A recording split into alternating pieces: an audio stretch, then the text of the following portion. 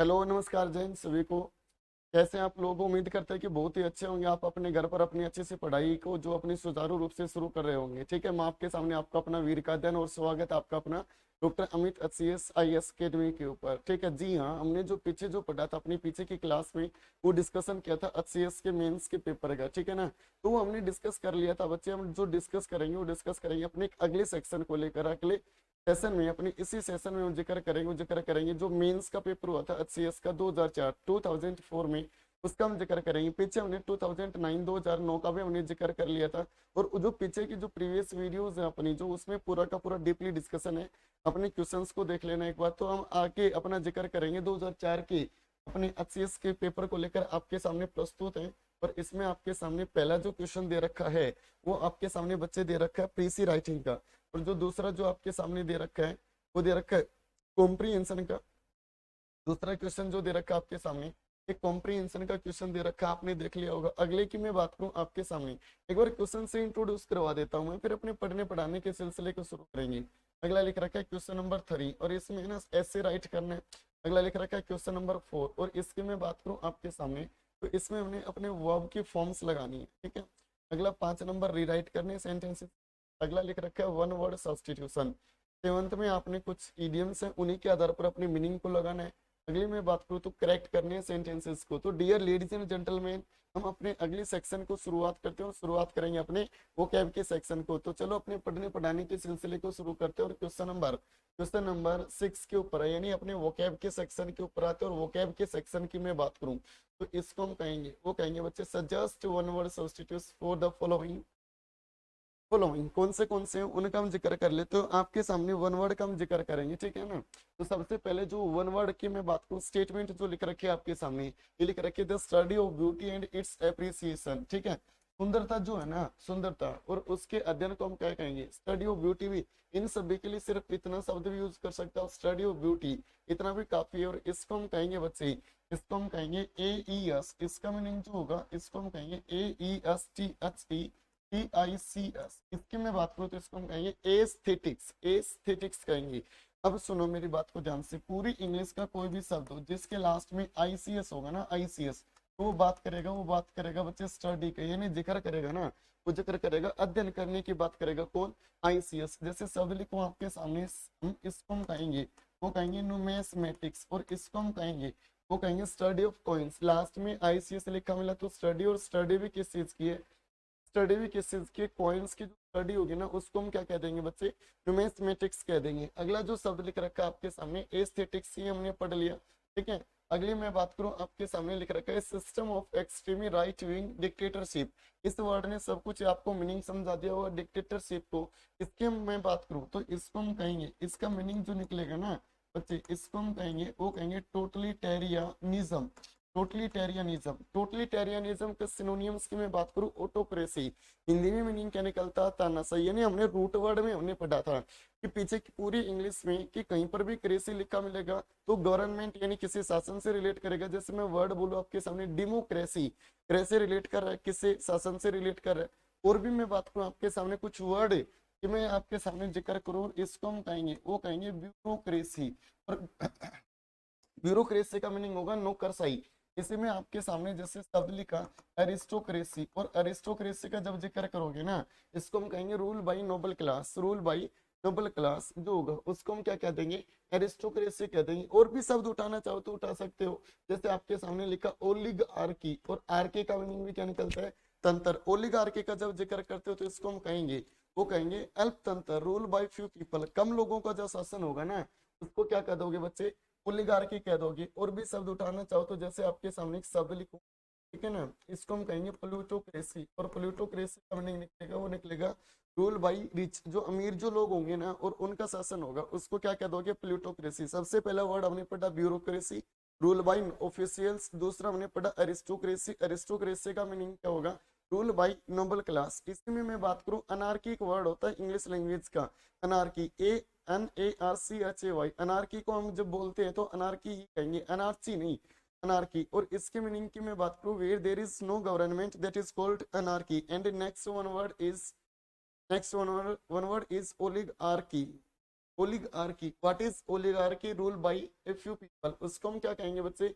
Oligarchy कहेंगे। एक शब्द और हमने पढ़ा था इसी में, और टोटलिटेरियनिज्म को क्या कहोगे? तानाशाही। सिनोनियम्स में बात करूं तो इसको हम कहेंगे ऑटोक्रेसी कहेंगे, सोशलिज्म को कहेंगे समाजवादी, ठीक है ना, सोशलिज्म को कह देंगे समाजवादी, ठीक है। तो अपने जो धर्म के आधार पर कोई शासन चलता होगा उसको कहोगे धर्मतंत्र, धर्मतंत्र को हम कहेंगे थियोक्रेसी, और थियोक्रेसी को आप कहोगे, वो कहोगे rule by religious leader, that is called theocracy. Next one word is deliberate extermination of a race of people, race of people, that is called genocide, genocide।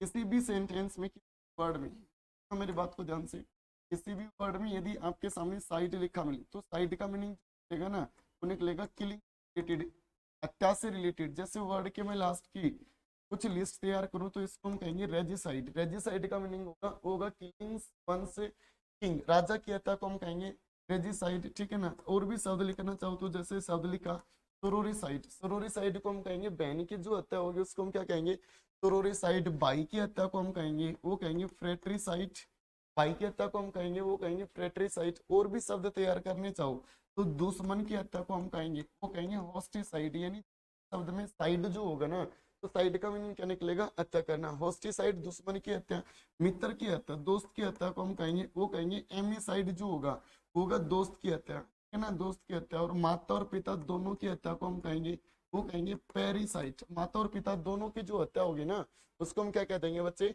Parricide कह देंगे, ठीक है ना। तो ये तो जिस भी शब्द में साइड लिखा होगा तो साइड का मीनिंग क्या होगा? हत्या करना कह सकते हो आप, ठीक है। अगला शब्द लिख रखा है that doctrine that is God is in everything, ठीक है। इनके मैं आंसर की मैं बात करूं तो इसको हम कहेंगे बच्चे, वो कहेंगे पैंथेइज्म, पैंथेइज्म, पैंथेइज्म। पैंथेइज्म क्या होगा? सुनो, जिस भी शब्द में पूरी इसका कोई भी शब्द हो PAN लिखा हो तो पेन का मीनिंग निकलेगा ओल, और जिस भी शब्द में THE को लिखा मिले तो रिलेट करेगा किससे? गॉड से। पैंथेइज्म, पेन का मतलब ओल थियो का मीनिंग मीन्स क्या बताया? गॉड आपके सामने जो सभी देवी देवताएं और देव पूजा को हम क्या कहेंगे? वो कहेंगे पैंथेइज्म कहेंगे। मेरी बात को सुनेंगे, यदि मैं आपके सामने जिक्र करूं मोनोथेइज्म, मोनोथेइज्म, जिस भी शब्द में कुछ नंबर नेम की रूट वर्ड है, ध्यान से सुनेंगे। जिस भी शब्द में मोनो लिखा मिले, मोनो का मीनिंग होगा एक, बाई लिखा होगा तो बाई का मीनिंग होगा दो, ट्राई का मीनिंग होगा तीन, क्वेड, QUAD, क्वेड, क्वेड को हम कहेंगे, वो कहेंगे चार, पेंटा पांच, एक्जा छह, सेप्टा को हम कहेंगे सात, ऑक्ट को कहेंगे आठ, नैनो नौ, डेक के लिए यूज करेंगे 10, ठीक है। इसके बाद में पीको, PICO, पीको के लिए हम यूज करते हैं 12, ठीक है। जब संख्या 12 से अधिक हो जाए ना तो किसी भी वर्ड में हम यूज करते हैं पोली, और पोली का मीनिंग निकलता है मेनी, पोली का मीनिंग निकलेगा, वो निकलेगा मेनी, जो बहुत, जिसको हम कहेंगे, ठीक है। मैं कहूँ मोनोथेइज्म तो इसका मीनिंग होगा एक भगवान की जो मानने की जो बातचीत होगी ना, एकेश्वरवाद जिसको कहोगे। मैं कहूँ बाइथीज्म तो दो भगवान की इसी तरीके से संख्या को बढ़ाते चलोगे तो अपने जो भगवान है उनकी संख्या बढ़ती चलेगी, ठीक है। मोनोथेइज्म एक भगवान, बाइथेइज्म दो भगवान को मानने वाला। इसी में यदि आप कहते हो पॉलीथेइज्म यानी सभी भगवान को जो बहुत ज्यादा जो भी रिलीजियस है, जो भी धर्म है उसको मानने वाले को हम क्या कह देंगे? पॉलीथेइज्म कह देंगे, ठीक है। इसी तरीके से एक वर्ड और होता है इंग्लिश लैंग्वेज का थेइस्ट को हम क्या कहेंगे? One who believes in God, one who believes in God that is called theist, one who does not believe in God that is called atheist, that is called atheist।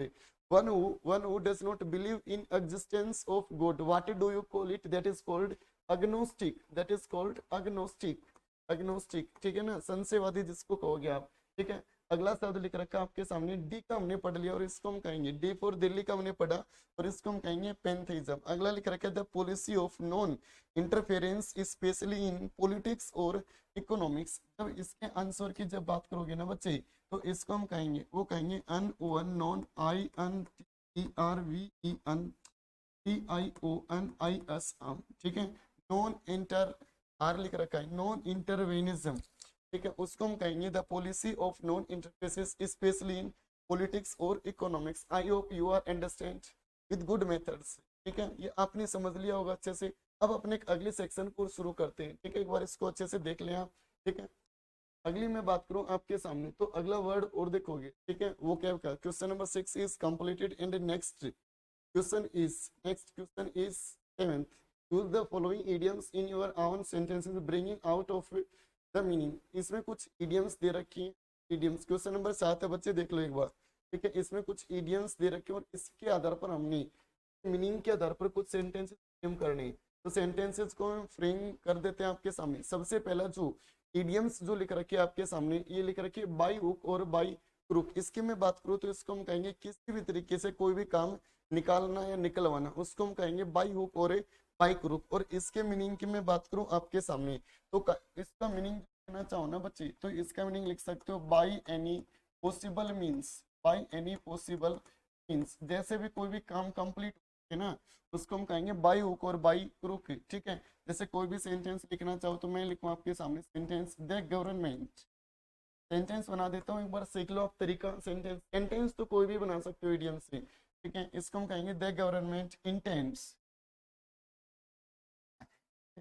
By hook और by crook. By hook और by crook to hold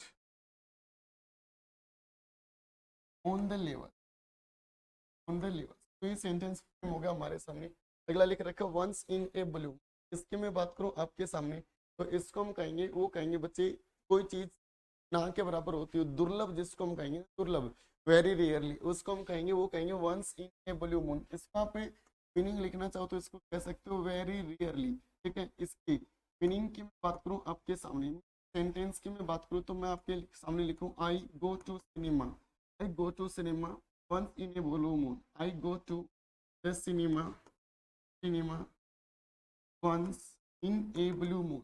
In a blue moon. Cinema जाने की बात हुई, और cinema जाने की बात हुई तो once in blue moon, very rarely, कभी कभी जाता हूँ, ना के बराबर जाता हूँ। ठीक है, अगला लिख रखा be your bread and butter. इसकी मैं बात करूँ तो इसके मीनिंग चाहो तो आप कह सकते हो ए वाइटल। इसकी बात करोगे तो हम कहेंगे, वो कहेंगे a vital component of something, a vital component of something, something। और भी एक मीनिंग और तैयार करना चाहो तो इसको कह सकते हो someone's, someone's livelihood। ठीक है, तो ये इसका मीनिंग तैयार होगा आपके सामने, और उम्मीद करूंगा कि आपके सामने अपने आंसर्स में सेंटेंस फ्रेम कर लोगे। चलो आपके सामने सेंटेंस बना ही देता हूँ। इससे रिलेटेड जब सेंटेंस तैयार करोगे तो मैं कहूँ आपके सामने, ठीक है ना, एक सेंटेंस बना देता हूँ। इट वॉज ए क्वेश्चन, यहाँ पर बना देता हूँ, देख लियो। It was a question, question of bread and butter, of bread and लिख रखा है, एंड लिख रखा है आपका, ब्रेड एंड बटर। उसको हम कहेंगे be your head bread and butter. ठीक है ना, एक बार इसको देख लो फिर आगे पढ़ लेते हैं। अगला लिख रखा है आपके सामने catch someone red and, catch someone red ended. इसकी मैं बात करूं आपके सामने, कैच समवन रेड एंडेड की, तो इसको हम कहेंगे, देखो कोई पुलिस वाला है और उसने कहीं पर भी रेड लगा दी, और रेड जहां पर लगाई ना, और जो रंगी हाथ किसी को पकड़ लिया, और उसको हम क्या कहेंगे, कैच समवन रेड हैंडेड। रंगी हाथों जो पकड़ना, उसको हम कहेंगे, वो कहेंगे कैच समवन रेड हैंडेड। इसका मीनिंग मैं आपके सामने यहाँ पर लिख रहा हूँ, इंग्लिश का देख लियो भाई। और इसको हम कहेंगे एप्रीहेंड समवन, इसको हम कहेंगे, वो कहेंगे apprehend someone, apprehend someone in the course of wrongdoing, in the course of wrongdoing, course of wrongdoing। उसको हम कहेंगे बच्चे, वो कहेंगे कैच समवन्स रेड एंडेड कहेंगे। ठीक है ना, इससे सेंटेंस को फ्रेम कर लेना, कोई भी चोर पुलिस का उठा लेना, एक सेंटेंस बना देना। अगला लिख रखा आपके सामने tighten your belt, tighten your belt. जब इसकी हम बात करें ना, टाइटन यूर बेल्ट की, तो इसको हम कहेंगे पैसे कम खर्चना, to spend less money, that is called tighten your belt. इसका मीनिंग आपके सामने यहाँ लिख देता हूँ, to spend less money, to spend less money, to spend less money, that is called tighten your belt. Sentence की फ्रेमिनेशन की मैं बात करूँ आपके सामने, तो सेंटेंस यहाँ पर बना रहा हूँ, मैं कहूँ आपके सामने I have had to tighten my belt since I stopped working time, working full time।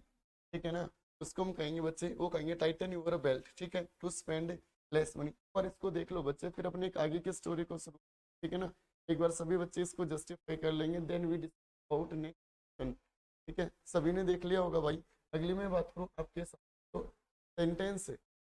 अगला जो लिख रखा है क्वेश्चन नंबर 8 को बाद में करेंगे, आते हैं भाई क्वेश्चन नंबर जो अपने सामने रखा 5। इससे पहले क्वेश्चन और है, क्वेश्चन नंबर 4। इसमें करना क्या है, इसमें लगाने ब्लैंक, ठीक है, ये ना, और blank fill in the blanks with table forms और chosen from the list given below. इसकी जब हम बात करें ना बच्चे, ये अपने ऑप्शंस दे रखे हैं, ठीक है, ये ऑप्शंस दे रखे हैं, एक बार चूज करो जो भी आंसर लगा सकते हो बस, ठीक है ना, एक बार चूज करें जो भी आंसर हो सकता है, ठीक है। इसमें जैसे सबसे पहला ऑप्शन ऊपर जो दे रखा है वो दे रखा है torrent, groom, global, eloquence, according to their करने की कोशिश, जो भी आंसर हो आंसर लगा लियो, एक बार इसको पढ़े और जो भी आंसर हो ना बच्चे वो आंसर लगाने की कोशिश करें आप, ठीक है ना। एक बार इसको पढ़ेंगे और जो भी आंसर होगा अपना वो आंसर लगाने की कोशिश करो कि which one is the correct और नॉट, इनमें से ठीक कौन सा है, ठीक है ना, ठीक कौन सा है वो आंसर लगाओ। सबसे पहले जो लिख रखा है आपके सामने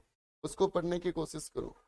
सबसे पहला जो लिख रखा है आपके सामने वो लिख रखा है इसमें, one of Nehru's most blank speech was made after Mahatma Gandhi was assassinated। जो लिख रखा है ना आपके सामने assassinated जो लिख रखा है, इसका मीनिंग ये बेसिकली वोकेबलरी का वन वर्ड भी होता है, ठीक है ना, एसेसिनेशन, और इसका मीनिंग होता है राजनीतिक कारण से किसी की हत्या कर देना, ठीक है। इसमें वाज मेड ये पैसे वो दे रखी है, वन वन के बाद में ऑफ, ये आपके सामने नेहरू के साथ में अपोस्ट्रोफी, मोस्ट एडजेक्टिव की सुपरलेटिव रखा आपके सामने।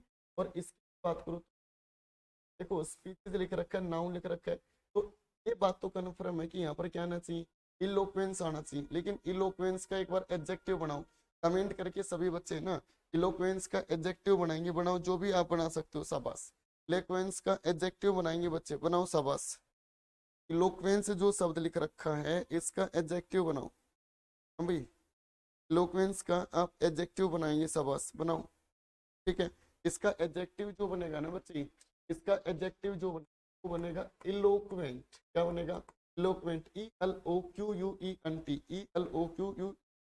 तो इसमें जो आंसर लगाओगे ना, लगाओगे ELOQUENT, इलोक्वेंट। क्यों आया, क्योंकि आपको प्रीवियस वीडियो में भी बताया था, भी सेंटेंस में नाउन लिखी हो ना बच्चे, और नाउन के पहले जो भी शब्द होगा वो क्या होगा, एडजेक्टिव, और एडजेक्टिव के पहले क्या आना चाहिए, एडवर्ब। ये रखे हैं ना आपके सामने, ये सिर्फ वर्ड दे रखे हैं according to grammar use, grammar के आधार पर अपने जो आंसर्स हैं वो जस्टिफाई करने। नाउन के पहले एडजेक्टिव, एडजेक्टिव के पहले एडवर्ब। स्पीचेस जो दे रखा है तो स्पीचेस के पहले एडजेक्टिव आना चाहिए, और एडजेक्टिव के पहले मोस्ट जो काम कर रही हो काम किसका कर रही है, एडवर्ब का काम कर रही है, ठीक है ना। अगला देखो क्या लिख रखा है, सेंटेंस नंबर बी जो लिख रखा है इसमें आंसर लगाओ, क्या लिख रखा है आपके सामने, Richard is be planning to take over the company after his father retires, ठीक है, आपने देख लिया होगा, ठीक है। रिलेशन की इसमें बीइंग की मैं बात करूँ तो ठीक है, इसमें नाउन के लिए आप सीधा सीधा आंसर क्या लगा सकते हो, रिलेशन, ठीक है। अगला देखो क्या लिख रखा है आपके सामने, traffic was disturbed by blank rain, ठीक है, disturbed by blank rain, traffic was disrupted by blank range. Grammar के हिसाब से देख लियो, आपको प्रीवियस वीडियो में समझा रखा है, और इसमें करेक्ट जो आंसर है ना होगा टोरेंट, ठीक है ना, टोरेंट। जो भी अपना आंसर हो देख लेना, लेकिन अपना जो है कौन सा है, टोरेंट, मूसलाधार बारिश को। अगला लिख रखा आपके सामने, blank is a blessing in disguise, the concept of morality is. ईमे और इमी जो भी आंसर लगा सकते एक बार वो लगाने की कोशिश करो, ईमे और इमी जो भी आंसर आए ना वो लगाने की कोशिश करो, ठीक है। The concept of morality, the concept of morality सोच लिया होगा आपने, इसमें आंसर कौन सा आएगा अपना, ग्लोबल। आंसर क्या हो जाएगा, ग्लोबल हो जाएगा, ग्लोबल। ग्लोबल की मैं बात करूँ इसमें अपने ग्रामर के अकॉर्डिंग देख लो, यहाँ पर नाउन आना चाहिए, एडजेक्टिव आना चाहिए, एडवर्ब आना चाहिए, इतनी मेहनत खुद कर लेना। एक शब्द बचा, ऑप्शन भी बचा, तो आंसर जस्टिफाई कर लेंगे अपना, और जो बचा आंसर कौन सा अपना वो देख लियो एक बार, ठीक है ना। तो ये ऑप्शन बचा था। अगली मैं बात करूँ आपकी, अगले सेक्शन के ऊपर चलते हैं। ये वोकेबलरी का नहीं था, अपने कुछ ब्लैंक के सेक्शन। अगला जो सेक्शन होगा वो question number 5, question number 5 that is called rewrite the following sentences as directed. Question number A जो है, ठीक है, इसका बनाना हमने कंपाउंड सेंटेंस बनाना है, ठीक है। और कंपाउंड सेंटेंस कैसे बनाओगे ये हमने पीछे क्लास, अपने जो प्रीवियस जो लेक्चर था ना उससे बिल्कुल अच्छे से समझा रखा है, सिंपल से कंपाउंड, कंपाउंड से आप कॉम्प्लेक्स कैसे बनाओगे, तीनों में डिफरेंस भी बता रखा, देख लेना एक बार। अगला जो लिख रखा आपके सामने, इसके आंसर को जस्टिफाई करो एक बार, शाबाश। क्वेश्चन नंबर 5 जो लिख रखा है, इसको ठीक करने की कोशिश करेंगे भाई। क्वेश्चन नंबर 5 जो लिख रखा है, इसको ठीक करो। क्वेश्चन नंबर 5 जो लिख रखा है, इसके जो भी आंसर्स हो सकते हैं वो जस्टिफाई करें आप, ट्राई करो एक बार, शाबाश। चलो, आपने बना लिया होगा इसको। यदि आप, बच्चे मेरी बात को समझना, यदि इसको ठीक करोगे ना, इसको ठीक करोगे तो ठीक करने की कोशिश की होगी, तो बच्चे आपने लिखा होगा डू नॉट बी बोरोवर, एक sentence, do not B lender, ठीक है, make a compound sentence, compound बनाओगे ना तो बी नाइदर, लिखना चाहो तो मेरे भाई लिखो कि B neither a borrower, borrower, borrower, और की जगह नोर, और नीस की जगह नोर करो, नोर ए, नोर ए लेंडर, करेक्ट बनेगा भाई अपना कंपाउंड। ये कॉम्प्लेक्स जो है ये पीछे करवा रखा अपना, प्रीवियस वीडियो में देख लेना एक बार, ठीक है, प्रीवियस वीडियो में। बाकी ऊपर वाले का आंसर होगा do not be borrower, do not be a lender, that is called be neither a borrower nor a lender, ये प्रीवियस वीडियो करवा रखा, देख लेना अपना। अगला लिख रखा है have you completed your assignment, आपने करना क्या बच्चे, वॉइस बनाने, और वॉइस भी किसकी बनानी है, करोगे। वॉइस का भी डिस्कशन हमें बिल्कुल डीपली कर रखा है, और जैसे इसके वॉइस से चेंज करोगे, करो एक बार, क्या लिख रखा है, इंटेरोगेटिव सेंटेंस का क्लोज एंडेड है, और बच्चे जैसे इसको चेंज करोगे ना, जैसे आप इसको चेंज करोगे तो चेंज करने की कोशिश करो, आपने लिखने की कोशिश, सबसे पहले आपको होगी सर जैसे हम चेंज करेंगे ना, तो कलर चेंज कर लेता हूँ एक बार मैं, बोर्ड के ऊपर देखना, जैसे ही चेंज करोगे तो यूर असाइनमेंट, ऑब्जेक्ट का सब्जेक्ट बनाया आपने, यूर असाइनमेंट, ठीक है, लेकिन क्लोज एंडेड है तो यहाँ पर ए हो गया ना, प्रेजेंट परफेक्ट है तो यहाँ पर असाइनमेंट एक के बाद हो तो यहाँ पर क्या लिख दोगे, हैज, और इसके बाद में लिखोगे आप इन, हैज यूर असाइनमेंट बीन, और वर्ब के थर्ड फॉर्म कौन सी होगी, कंप्लीटेड। और यदि हमारे सामने लिविंग तो लिखी हो ना, तो उसके लिए प्रीपोजिशन बाय, और बाय के बाद में यूज, और लास्ट में लगा दोगे हमारा, ये बनेगी करेक्ट जो वॉइस होगी, तो कौन सी, has your assignment been completed by you, ये होगा। अगला लिख रखा है you need to come earlier, adjustable question tag, question tag का भी हमने पूरा का पूरा पीछे कंप्लीट जिक्र कर रखा है, और क्वेश्चन टैग में हमने बच्चे पीछे पढ़ने की कोशिश की थी, क्वेश्चन टैग का हमने पूरा जिक्र कर रखा है कि यदि सेंटेंस पॉजिटिव होगा तो टैग कैसा बनेगा, नेगेटिव, और सेंटेंस नेगेटिव होगा तो टैग कैसा बनेगा, पॉजिटिव, ठीक है। कोई भी सेंटेंस दो तरीके से नेगेटिव होगा, या तो उसमें नोट आ जाए, या उसमें नोट नहीं आए तो उसमें कोई ना कोई नेगेटिव वर्ड आए, जो hardly, rarely, बेयरली, scarcely, until, unless, few, ये पीछे की क्लास में आपने डिस्कस कर रखे, ठीक है ना, अपनी जैसे आप एक एक वीडियोस को देखोगे ना ध्यान से, तो पूरा का पूरा सॉल्यूशंस आप पे खुद भी निकाल सकते हो वीडियोस को देखकर, क्योंकि उसी आधार पर कुछ क्वेश्चन, क्वेश्चन टैग का हमने जिक्र किया, और क्वेश्चन टैग लिख रखा है you need to come earlier, you need to come earlier,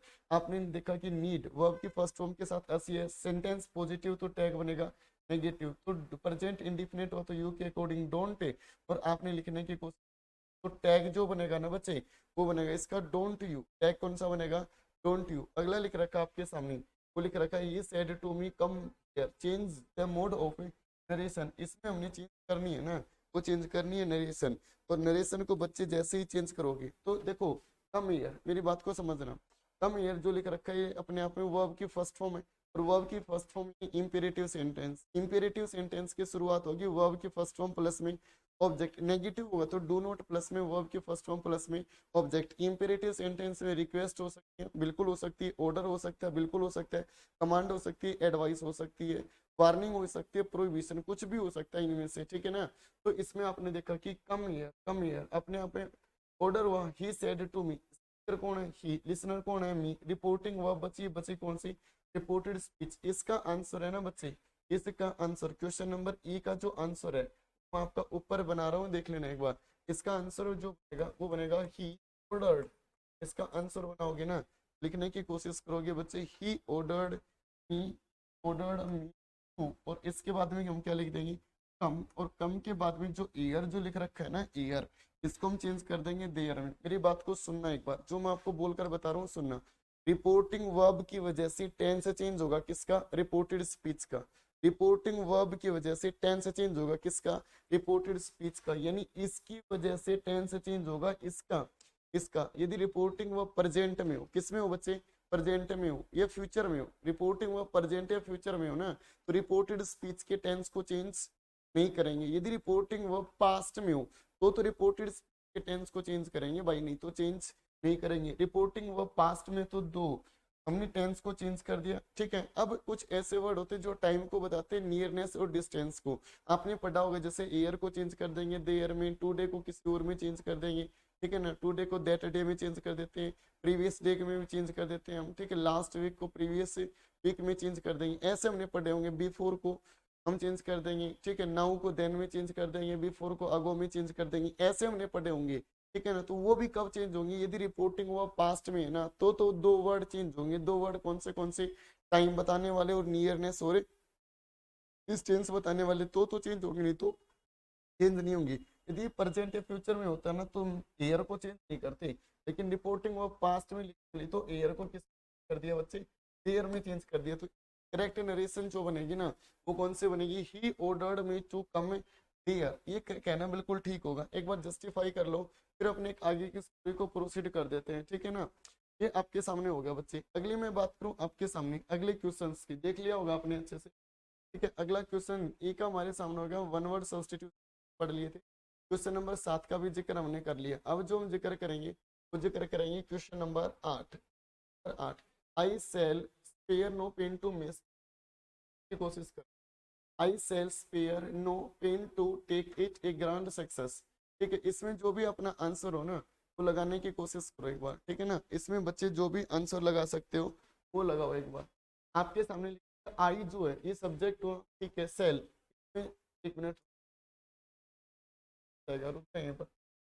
अब सुनो मेरी बात, और 8 जो लिख रखा है आपने देखा, आई सब्जेक्ट है, फ्यूचर इंडिफिनिट स्पेयर वर्ब हुई, इसके बाद में नो पेन, नो पेन नहीं, नो पेन नहीं करना चाहिए, नो पेन्स करना चाहिए, नो पेन्स, ठीक है ना, क्योंकि अनकाउंटेबल नाउन के साथ में हम एस या एस लगाते हैं तो उसका कंप्लीट मीनिंग हो जाता है। तो पेन कैसे नाउन होगी, एक अनकाउंटेबल नाउन, और अनकाउंटेबल नाउन के साथ एस या एस लगाए ना तो इसका मीनिंग चेंज हो जाएगा, to make it a grand success. अगला लिख रखा आपके सामने, देयर इज नो स्पेस, हाल तो क्वेश्चन नंबर बी है, बी फॉर बॉम्बे। और जैसे इसको ठीक करोगे ना तो इसमें आपने कहा sir there is no space, नहीं, स्पेस का जिक्र नहीं, इसके जगह जिक्र करोगे किसका, प्लेस का। तो करेक्ट सेंटेंस होगा there is no place in the hall. अगला लिख रखा, I saw the picture with my family members, I saw the picture, I saw the picture with my family members. तो आपने देखा होगा कि विद तो प्रीपोजिशन का काम कर रही है, लेकिन जैसे इसको ठीक करने की कोशिश करोगे ना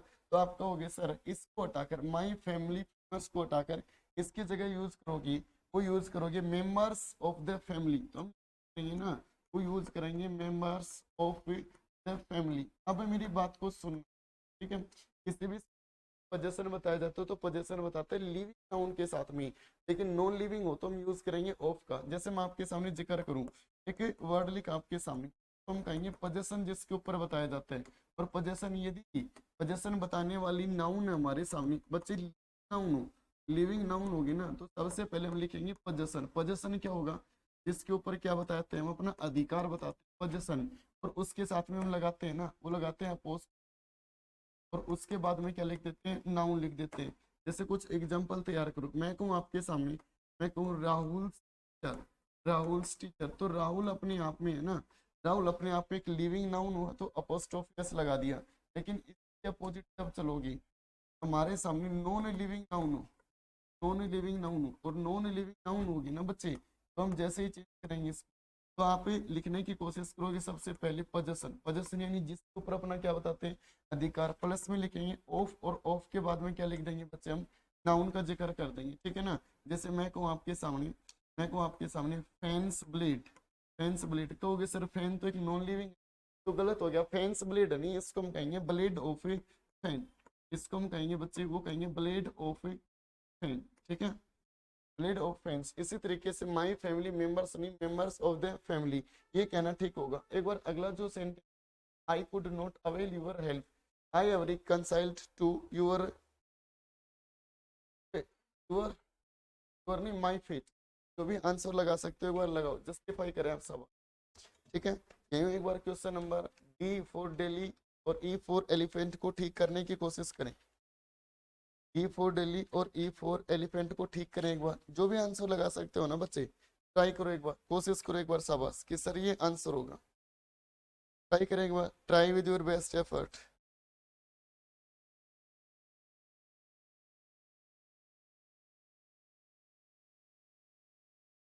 करो शाबाश एक बार। जो भी आंसर लगा सकते हो आप लगाओ एक बार।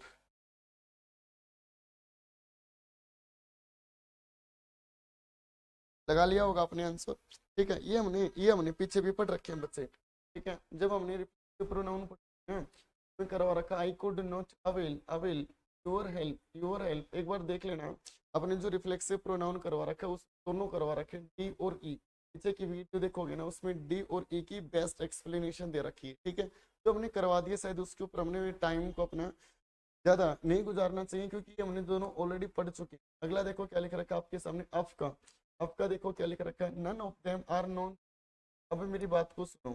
देखो आपको ये बताया था कि नन अकेला एक ऐसा प्रोनाउन है के साथ में सिंगुलर हेल्पिंग वर्ब भी यूज करते हैं और बच्चे प्लूरल हेल्पिंग वर्ब का भी यूज करेंगे। ठीक है ना, तो नन, नन के बाद में ऑफ लिखा मिला तो देम तो बिल्कुल ठीक है, देम तो ठीक है क्योंकि ऑफ प्रीपोजिशन और प्रीपोजिशन के बाद में ऑब्जेक्टिव केस। आपको ये बात भी तो बताई थी कि किसी भी सेंटेंस में प्रीपोजिशन लिखी हो और प्रीपोजिशन के बाद में जो हम यूज करेंगे वो यूज करेंगे ऑब्जेक्टिव केस का, तो ऑफ प्रीपोजिशन देम कहना ठीक है।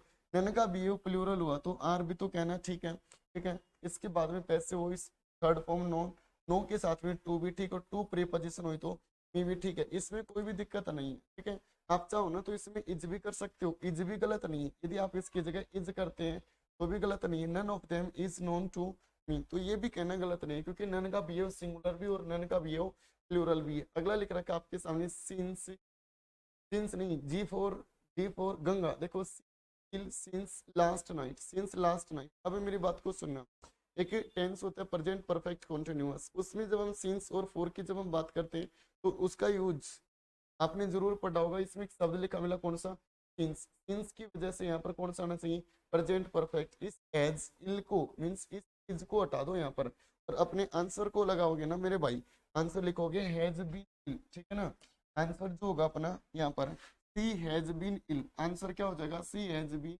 इल सिंस लास्ट नाइट। ठीक है ना, she has been ill last night, ये कहना बिल्कुल ठीक होगा। ठीक है, she has been ill since last night. अगला देखो, he has not sold his car till yesterday. अब मेरी बात को ध्यान से, एक टेंस होता है अपना, और टेंस की मैं बात करूँ तो वो टेंस अपना कौन सा, पास्ट इंडिफिनिट। पास्ट इंडिफिनिट है ना, कैसा टेंस है। ठीक है, टेंस का नाम लिख रहा हूँ आपके सामने और किस कहेंगे, वो कहेंगे पास्ट इंडिफिनिट। और आपके सामने पास्ट इंडिफिनिट की मैं बात करूँ तो ये किसी भी सेंटेंस बताएगा, वो बताएगा पास्ट के स्पेसिफिक टाइम को, पास्ट के स्पेसिफिक टाइम को। और स्पेसिफिक टाइम को बताने के लिए ना हमें जरूरत पड़ेगी, तो जरूरत पड़ेगी कुछ वर्ड्स की। तो कुछ कीवर्ड्स के लिए तैयार कर देता हूँ, एक बार देख लेना कौन से कीवर्ड है। यदि आपके सामने किसी भी सेंटेंस में लिखा मिले डे, डे जैसे Sunday, Monday, Tuesday, Wednesday, Thursday, Friday, Saturday, ऐसे कुछ भी लिखे मिले ना तो डे होंगे। डे नहीं तो आपके सामने लिखा मिले डेट, डेट नहीं तो क्या लिखा हो मंथ, मंथ नहीं तो क्या लिखा हो ईयर। ठीक है ना, इसी तरीके से आपके सामने और भी वर्ड होते हैं, जैसे एक वर्ड लिखा यस्टरडे हो गया अपना, यस्टरडे के साथ में लास्ट, लास्ट वीक हो गया। और भी लिखना चाहो तो अगो कह सकते हो। ठीक है, इसी तरीके से इन द अर्ली मॉर्निंग हो गया, in the early morning. Early morning की जगह भी लिखना चाहो तो अर्ली कह सकते हो, इन द अर्ली ईयर भी हो सकता है। ये जो कीवर्ड लिखे ना अर्ली ईयर, ये जो कीवर्ड लिखा इनमें से कोई भी कीवर्ड बच्चे तो हम यूज करेंगे कौन सा tense, past indefinite. Past indefinite में वर्ब की सेकंड फॉर्म पॉजिटिव सेंटेंस हो तो, यदि नेगेटिव और इंटेरोगेटिव होगा उसमें यूज करोगे डिड प्लस में वर्ब की फर्स्ट फॉर्म का जिक्र करेंगे बच्चे हम। ठीक है ना, तो यस्टरडे की वजह से, डियर लेडीज एंड जेंटलमैन मेरी बात को, इसमें यस्टरडे की वजह से यूज नहीं करेंगे किसका, हैज का। तो यहाँ पर लिखने डिड। ठीक है, सोल्ड नहीं, यहाँ पर क्या लिख दोगे सेल। ठीक है, करेक्ट सेंटेंस होगा he did not sell his car till yesterday, ये आंसर कहना बिल्कुल ठीक होगा भाई। अगला लिख रखा है ही बेड मी टू, ये तो देखते हैं आंसर लगा दिया होगा सर, इसमें टू की कोई भी जरूरत है नहीं है, ये तो आपने आंसर लगा ही दिया होगा बच्चे। अगला लिख रखा है distribute completes to the students dear everyone. मेरी बात को ठीक है ना, अब प्रीपोजिशन का जिक्र आ गया, दो प्रीपोजिशन का जिक्र कर रहा हूँ। एक तो प्रीपोजिशन लिखिए बिटवीन, और एक लिखिए आपके सामने अमंग। बिटवीन और अमंग, ठीक है। बिटवीन का तब हम करते हैं जब संख्या दो की बात हो, कोई भी जिक्र हमारे सामने दो का जिक्र होगा, अन का मतलब है नंबर, नंबर की दो की बात हो तो यूज करेंगे बिटवीन, ठीक है। लेकिन संख्या दो से ज्यादा हो, दो से ज्यादा हो तो यूज करेंगे किसका, अमंग का जिक्र करेंगे। जैसे मैं एक सेंटेंस लिखूं, मैं कहूँ आपके सामने, सेंटेंस लिखूं, मैं कहूँ आपके सामने Radha and Priya, Radha and Priya are nagging with, nagging, nagging का मतलब होता है लड़ाई झगड़ना, नेगिंग विद ब्लैंक। एक तो ये आंसर लगाओ आप, ठीक है ना, जो भी आंसर लगा सकते हो। एक मैं कहूँ आपके सामने all the students were talking, were talking to blank. जो भी आंसर लगा सकते हो लगाओ, टाइम लिख लेना इन दोनों के आगे, कंप्लीट। आपने बताया कि सर बिटवीन का तो हम जिक्र करेंगे तब जब दो की बात हो, अमंग का जिक्र करेंगे दो से ज्यादा की बात हो। दो की बात हुई राधा की और प्रिया की, तो आंसर क्या होगा, बिटवीन। ये बिटवीन लिख रखा है। जब ऑल द स्टूडेंट्स की बात हुई तो आंसर क्या हो जाएगा, अमंग कहना बिल्कुल ठीक हो। तो इसमें आपने देखा distribute pamphlets, pamphlets these pamphlets, यानी संख्या दो से ज्यादा होगी, और दो से ज्यादा की बात हुई तो स्टूडेंट्स की, इसमें टू नहीं, टू नहीं, इस करेंगे बच्चे, अमंग कहना बिल्कुल ठीक हो, ठीक है। इसमें कौन सा यूज कर देंगे हम, अमंग कहना बिल्कुल ठीक होगा। एक बार यहाँ तक जस्टिफाई कर लें, एक बार क्वेश्चन नंबर अफ तक मेरे हिसाब से कोई आपको, अफ का जे तक, जे तक ये कंप्लीट हो गया अपना, आठ का कंप्लीट, सेवेंथ का कर लिया हम बच्चे। इसी में वन वर्ड सब्सटीट्यूट कर लिए, ये भी हमने कर लिया, फाइव कर लिया, और यानी फिलर्स ये भी कंप्लीट हो गए होंगे अपने, ठीक है। फिलर्स कंप्लीट कर लिए क्या आपने, हाँ भाई, फिलर्स, ठीक है। पिलर्स नहीं भी करें तो मैं आपको फिर से बता दूं एक बार, देख लो एक बार। पिलर्स की जब हम बात करते हैं, पिलर्स की जब हम बात करें तो इसमें तो हमने लिखने की कोशिश, one of the nearest, one of, अब मेरी बात को, नाउन लिखो, नाउन के पहले होगा एडजेक्टिव, और एडजेक्टिव के पहले क्या होगा, एडवर्ब होगा। नाउन लिखा और नाउन के पहले एडजेक्टिव आना चाहिए। इसमें आंसर तो होगा इलोक्वेंस, लेकिन ग्रामर के अकॉर्डिंग हमें इसका स्पीचेज के पहले एडजेक्टिव आना चाहिए, आंसर बनाना पड़ेगा इलोक्वेंट, इलोक्वेंट, इलोक्वेंट एडजेक्टिव। यहाँ पर लिख रखा वन, वन के बाद में ऑफ, ये बिल्कुल ठीक है। मोस्ट एडवर्ब का काम करे, स्पीच इज नाउन, नाउन के पहले एडजेक्टिव, एडजेक्टिव के पहले एडवर्ब हो गया। वाज मेड पैसिव वॉइस है, इसके बाद में आपके सामने लिखा एसेसिनेटेड, बस बेसिकली एक वर्ड होता है एसेसिनेशन, और उस एसेसिनेशन का मीनिंग होता है राजनीतिक कारण से किसी की, इंसान की हत्या कर देना, ठीक है। अगला लिख रखा आपके सामने Richard is be relation, correct answer तैयार कर दोगे भाई, कौन सा तैयार कर दोगे, रिलेशन, ठीक है। तो यहाँ पर हम जो लिख देंगे रिलेशन करना बिल्कुल ठीक होगा, ग्रामर के अकॉर्डिंग देख लेना एक बार इसको। अगला जो शब्द लिख रखा है आपके सामने, अगला जो शब्द लिख रखा है वो लिख रखा है traffic was disturbed by blank rain. जो ट्रैफिक है ना किसकी वजह से हुआ, टोरेंट, यानी बारिश की वजह से, मूसलाधार बारिश, टोरेंट कहना बिल्कुल ठीक होगा, ठीक है। अगला लिख रखा है the concept of morality is global, यानी इसके लिए जो आंसर होगा वो कौन सा होगा, ग्लोबल। अब अपना एक ही आंसर बचा, वो कौन सा बचा है देख लेना, बाकी इसमें बचा हुआ, ठीक है ना। बाकी अपना अगला जो से तो डिस्कस ब्लैंक के हो गया। अगला देखो क्या लिख रखा नंबर 3, इसका ऐसे कि नेक्स्ट वीडियो में हम जस्टिफाई कर लेंगे बिल्कुल। अगला आपके सामने लिख रखा है, वो लिख रखा है बिल्कुल, ये आ गया बिल्कुल अपना अच्छा सा। और इसमें what is the bad mistake are all prone, ठीक है, mention some matters that can not be brought. ये नहीं कॉम्प्रिहेंशन का सवाल है बच्चे, और ये कॉम्प्रिहेंशन का सवाल हमने करना है, पर इसको हम पढ़ लेते हैं और फिर अपने आंसर्स। आपके पास है ना, आपके पास 20 सेकेंड्स का टाइम, एक बार इसको पढ़ना शुरू कर दो और जो आंसर हो वो लगाने की कोशिश करते रहना एक बार पास, ठीक है।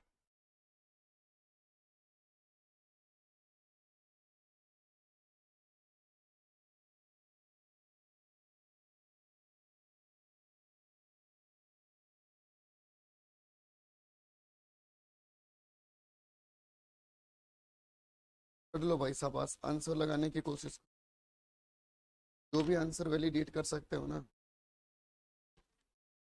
वो लगाओ एक बार। लगा लिया होगा आपने बच्चे आंसर, इतना टाइम नहीं लगना चाहिए, ठीक है। लगा लिया होगा सभी ने, मीन्स पढ़ लिया होगा आंसर, तो क्या लगाने से। चलो आगे पढ़ने की कोशिश। रखा है to avoid, we read the following passages, to avoid the various foolish opinions to which mankind is prone. No superhuman brain is required. A few simple rules will keep you not from all error, but from silly error. If the matter is one that can be settled by observation, make the observation yourself. अगला लिख रखा आपके सामने, Aristotle could have avoided. देखो इसमें grammar की भी एक बात आ गई, कुड एक मॉडल का काम करता है और किसी मॉडल के बाद में वर्ब की first form. Could have avoided the mistake of thinking that women have fewer teeth than man. ठीक है, कंपेरेटिव डिग्री की वजह से यहाँ पर देना है। By the simple device of asking Aristotle to keep her mouth open while he counted, thinking that you know when in the fact you do not is bad mistake to which we are all prone. I believe myself that hedges goes 8 black beetles because I have been told that they do. But if I was writing book on the habits of ages, I should not commit myself until I had seen one enjoying their diet. Aristotle, however, was less cautious. Ancient and medieval writers knew all about unicorns and salamanders. Not one of them thought it necessary to avoid dogmatic statements about them because he had never seen. देखो never adverb का काम करे, helping verb और ये main verb की third form. One of them preposition के बाद में ऑब्जेक्टिव केस। ग्रामर को भी सीखने को मिलेगा हमें। Many matters however are less easily broach to the least of experience. If like most of mankind you have strong convictions on many such matters, there are ways can learn of your own bias. Bias का meaning होता है किसी का पक्ष ले। If an opinion contrary to your own makes angry that you angry that आ जाएगा भाई, that is sign that are subconsciously aware of having no good thinking as you. If someone says that 2 and 2 are 5, किसी ने कह दिया कि 2 और 2 5 होते हैं, और that ice is one of the equator, you feel pity rather than anger unless you। Story देखो कितनी इंटरेस्टिंग है, पढ़ते चलोगे तो ये बिल्कुल मजा आता चलेगा। In anger unless you know so little of arithmetic or geography that his opinion seeks your own contrary conviction. The most serious controversies are those about the kind of opinion as to which there is no good evidence either way. Persuasion is used is theology। देखो हमने थोड़ी देर पहले एक one word पढ़ा था ना, theology. Theology का meaning क्या हमने पढ़ा था? धर्म विज्ञान जो होगा ना, स्टडी ऑफ रिलीजन का जिक्र कर दिया। Not in arithmetic because in arithmetic there is knowledge but in theology. इनको समझना, यहाँ से क्वेश्चन मिल सकता है आगे। Theology there is only opinion, so whenever you find yourself getting angry about a difference of opinion, be on the alert. You will probably find on examination that your belief is going beyond what the evidence warrants. A good way of riding yourself of certain kinds of dogmatism is to become aware of opinions held in social circles different from your own. When I was young, I lived much outside my own country in France, Germany, Italy, and the United States. I found this very profitable, is reducing the intensity of my insular prejudices. Cannot travel, talk to people with whom you disagree, and read a newspaper belonging to a party that is not yours. If the people and the newspaper seem mad, stupid, and wicked, remind yourself that you seem so to them. In this opinion, both parties may be right, but they cannot both be wrong. This thought should generate a certain consent। ठीक है ना, ये इसके किसी writer unpopular ऐसे का जिक्र कर दिया। बेट्रांड रसल्स राइटर का नाम है basic. What is the bad mistake to which we are prone, ठीक है। Mention some matters that can not be brought to the test of experience. अगला जो क्वेश्चन लिख रखा है ना बच्चे, वो लिख रखा है why persuasion used in theology not in arithmetic, how can one reduce one's intensity of insular prejudices। अब मेरी एक बात को सुनना, बच्चे क्या करते हैं, बच्चे सबसे पहले इसकी हिंदी बनाने की कोशिश करते हैं। तो ऐसे इंग्लिश में हिंदी को घुसाने की जरूरत नहीं, इंग्लिश की चीज इंग्लिश में पढ़ने की कोशिश क्या करो, ठीक है ना। इंग्लिश को जो चीज है उसको इंग्लिश में पढ़ने की कोशिश करें।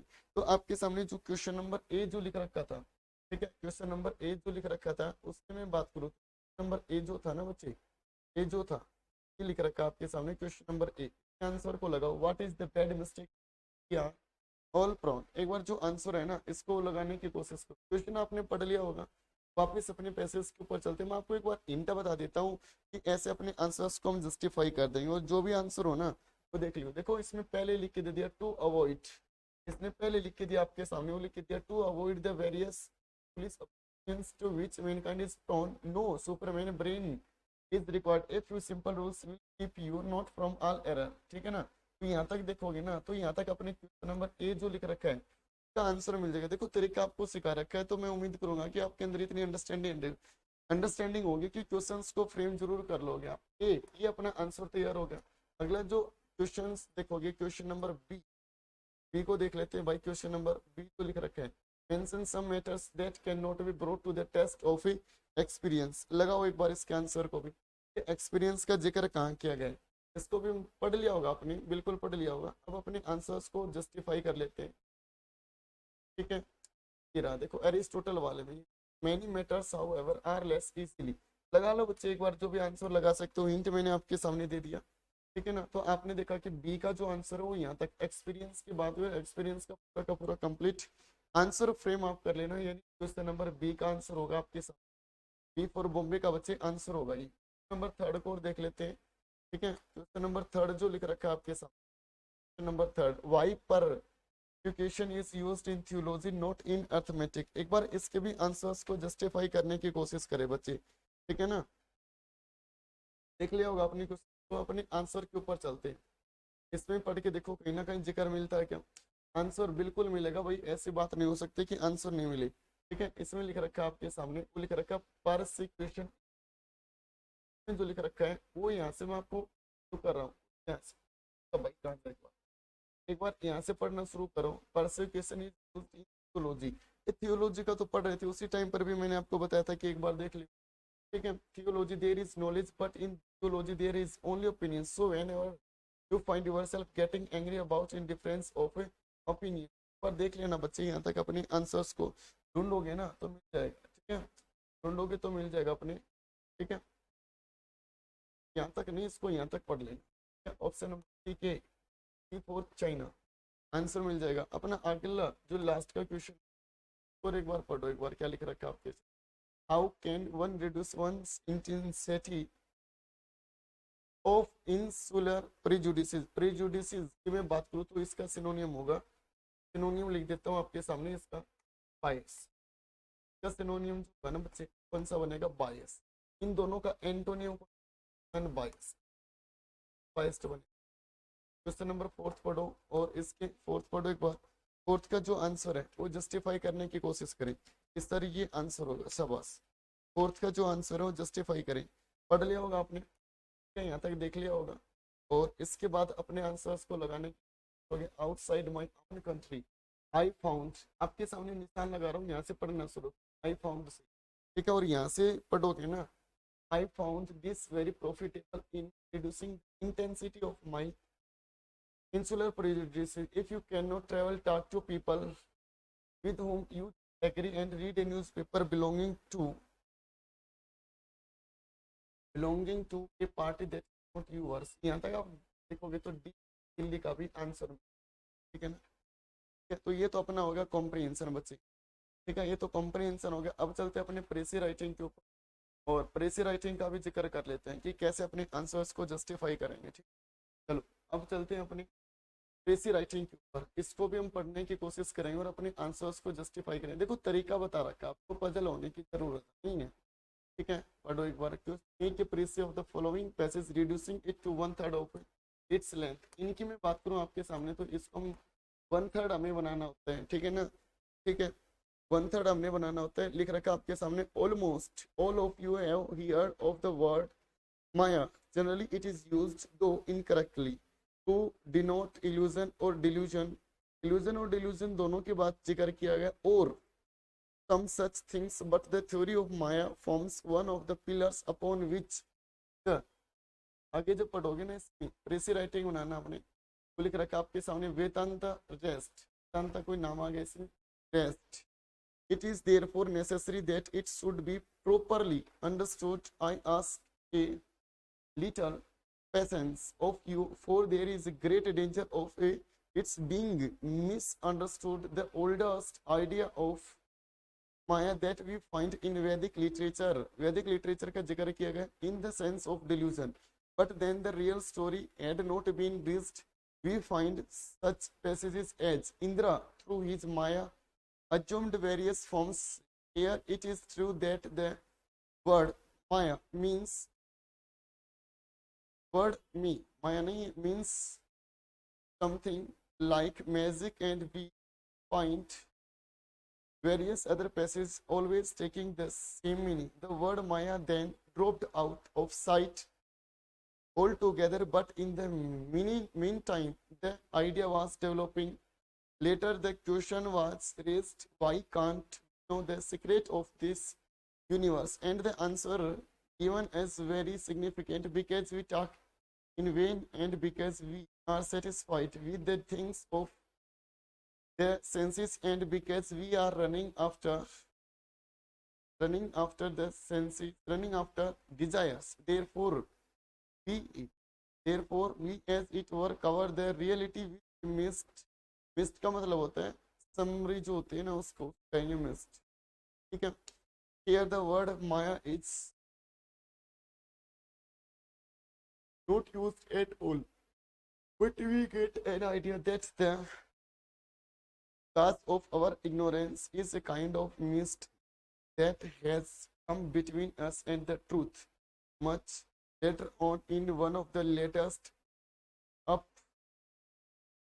Apnist find the word Maya reappearing, but this time a transformation has taken place in it, and a mass of new meaning has attached itself. No, the word stories had been propounded and repeated. Others had been taken up until at a last idea of Maya become fixed. We read in the Srivastavastra Upanishad, no nature to be Maya, and ruler of this Maya is the Lord himself. Coming to our philosophers, we found the word Maya has been manipulated. Manipulated का meaning होता है बदल कर लिख देना किसी चीज को in various fashions until we come to the great Shankaracharya. The theory of Maya was manipulated a little by the Buddhists too. But in the hands of the Buddhists, it become very much like what is called idealism, and that is the meaning that is now generally given to the word Maya. Okay? When the Hindu says that the world is Maya, at once upon get the idea that the world as an illusion. This interpretation has some basis as coming through the Buddhist philosophers, because there was one section of philosophers who did not believe in the external world at all. But the Maya of the Vedanta in its last developed form is neither idealism nor realism, nor it a theory. It is a simple statement of facts, what we are and what we see around us. बच्चे पूरा का पूरा passage हमने पढ़ लिया. Passage writing का जब हम जिक्र करते हैं 1/3 हमने लिखना होता है. इसमें तो करना क्या आपने, ठीक है, जैसे almost all of you have heard of the word Maya, ठीक है ना, जनरली do incorrectly. ठीक है, इसमें दो शब्द लिख रखे इल्यूजन और डिल्यूजन. इनमें से किसी एक को उठा लो, चाहे इल्यूजन को उठा लो चाहे आप डिल्यूजन को उठा लो. ठीक है, और इसमें आपने प्रेस 1/3 अकॉर्डिंग टू ग्रामर. आपने कोई भी देखो, कोई भी वन वर्ड है और उसके लिए आप एक वर्ड यूज कर सकते हो, तो वन वर्ड की जगह पूरे वर्ड की स्टेटमेंट की जगह एक वर्ड यूज करो. ठीक है, इनमें से जैसे इनकी हमें कुछ जरूरत नहीं है, जनरली इट इज को हटा दो आप इसमें. और इसमें जैसे कुछ वर्ड आए थे हमारे सामने, मैं आपको बता दूं. बाकी आपको पूरा प्रोग्राम सिखा रखा है जो प्रीवियस वीडियोस थी अपने, उसमें कि कैसे अपने आंसर्स को लगाएंगे. जैसे आपके सामने ये लिख रखा है, ब्रैकेट में लिख रखा है, इन्वर्टेड कॉमा में लिख रखा है. एग्जांपल्स जो है उनको अवॉइड कर दो.